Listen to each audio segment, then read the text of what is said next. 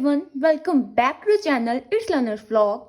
Today we are going to start the most interesting chapter of class 11, sole proprietorship.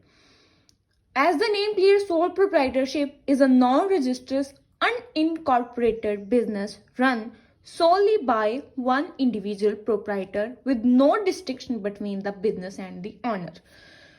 इस definition में sole proprietorship के advantages, disadvantages, meaning, definition, feature सभी clear हो गए हैं। वो कैसे? सोल प्रोप्राइटरशिप क्या है? एक non registered and incorporated business है। सोल प्रोप्राइटरशिप एक ऐसा बिजनेस है जो एक ही ऑनर संभालता है और इसे रजिस्टर कराने की कोई जरूरत नहीं पड़ती और ये अनइनकॉर्पोरेटेड है, जिसका मतलब ये है कि इसकी कोई सेपरेट लीगल एंटिटी नहीं है जैसे कि कंपनीज की होती है। आपने पढ़ रखा होगा company having separate legal entity distinct from its owners. नहीं, ये अनइनकॉर्पोरेटेड बिजनेस है जो एक ही इंडिविजुअल ओन करता है with no distinction between the business and the owner.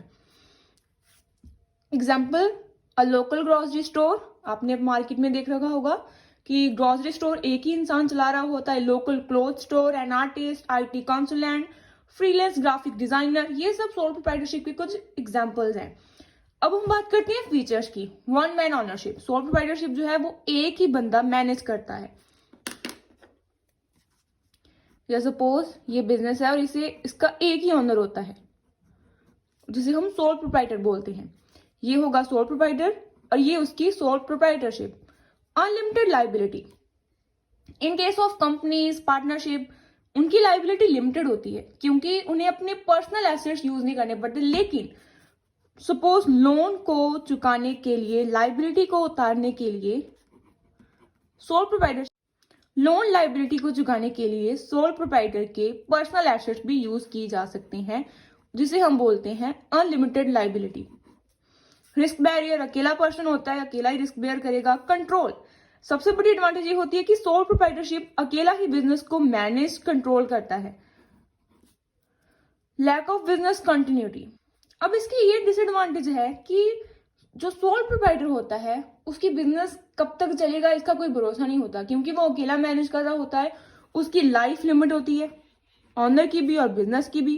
क्या होता अगर नहीं चला, उसका इरादा बदल गया, नहीं चला, बंद कर दिया। So there is a lots of risk involved in continuity of a business. So ये गोइंग कंसर्न कंसेप्ट को फॉलो नहीं करता। So what is going concern concept? मैंने अकाउंटिंग कन्वेंशंस एंड कंसेप्ट पर एक अलग से वीडियो बना रखी है, आप वहां पर जाकर देख सकते हैं। Formation and closure of business. Sole proprietor जब चाहे बिजनेस को फॉर्म कर सकता है, जब चाहे बिजनेस को क्लोज कर सकता है। उसे कोई फॉर्मेलिटीज जो है वो पूरी करने की जरूरत नहीं पड़ेगी। Now what are the advantages? You are the boss. Sole proprietor अकेला ही बिजनेस मैनेज करता है। You keep all the profits.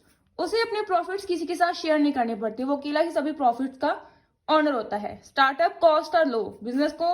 अकेले बिजनेस को स्टार्ट करने के लिए बहुत लो कॉस्ट लगती है, यानी कि पार्टनरशिप को अगर आप फॉर्म करते हैं कंपनी को, उसके लिए बहुत ज्यादा इन्वेस्टमेंट लगनी पड़ती है। लेकिन यू जस्ट नीड 50,000 और 1 lakh and start business own.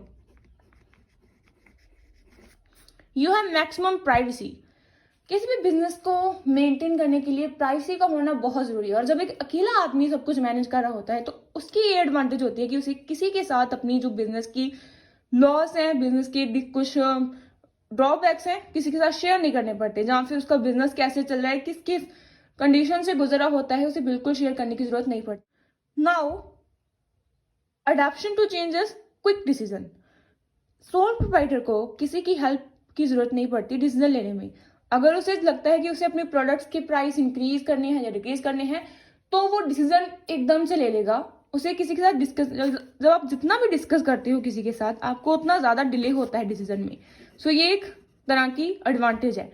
अब on the basis of your whole chapter understanding what are the disadvantages of sole proprietorship, it's up to you